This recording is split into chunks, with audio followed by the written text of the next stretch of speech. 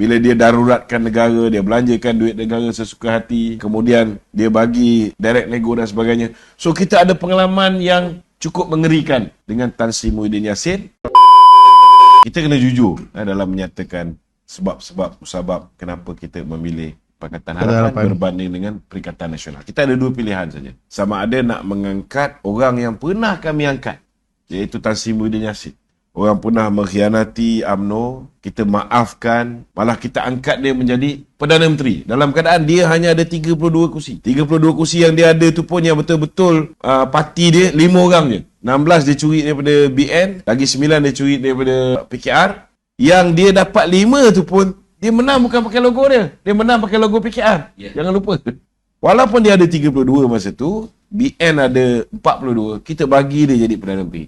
Tapi sayangnya, bila dia jadi Perdana Menteri, peringkat awal dia dengar nasihat kita, nasihat Datuk Seri Najib dalam soal ekonomi dan sebagainya, sampai orang pun panggil dia Abah. Tapi sekerat jalan, bila dia dah mula berubah, dah mula besar kepala, orang yang angkat dia jadi Perdana Menteri itu pun dia nak sumbat dalam penjara. Kemudian kita minta diberikan bantuan-bantuan pada rakyat buat kali kedua dan sebagainya, pengeluaran KWSP. Dia dah mula besar kepala. Itu yang mula bertukar daripada Abah jadi Abah kau. Itu kena faham tu. Dia ada sejarah tu. Orang bukan meluat tak tentu pasal.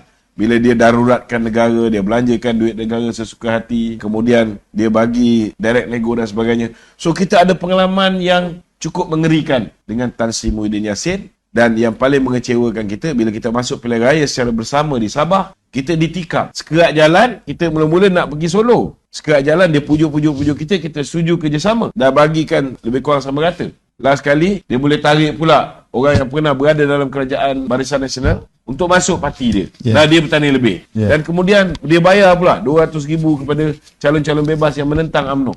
Kita dalam satu pasukan. Dia bayar itu? Dia bayar. So macam mana kita nak kerjasama dengan orang macam ni? Kita dah ada pengalaman yang cukup pahit. Jadi bila ada dua pilihan, sama ada nak bersama dengan Muhyiddin yang cuba menzalimi Presiden dan mantan Presiden UMNO, dengan seorang lagi Datuk Seri Anwar. Kita pernah dizalimi oleh Mahathir. Tetapi Datuk Seri Anwar tidak berada di dalam kabinet ketika itu. Jadi kita secara rekodnya tak pernah dianiaya oleh Datuk Seri Anwar. Apa yang dilakukan kepada pemimpin kita dilakukan oleh Mahathir kerana dendam kesumat dia. Pendawan terpilih yang dihadapi oleh Datuk Zahid, Datuk Najib dan pemimpin-pemimpin UMNO lain, bagaimana lembaga hasil dalam negeri digunakan untuk mengerjakan kami dulu, itu semua kerja-kerja Mahathir. Jadi bila ada dua pilihan, sudah pasti pilihan dia ialah kita pilih Datuk Seri Anwar. Kerana Datuk Seri Anwar setidak-tidaknya dia juga pernah dizalimi. Dari segi logik akal dia, orang yang pernah dizalimi, dia tidak akan menzalimi orang lain. Dan saya yakin, pendirian BN pada ketika itu,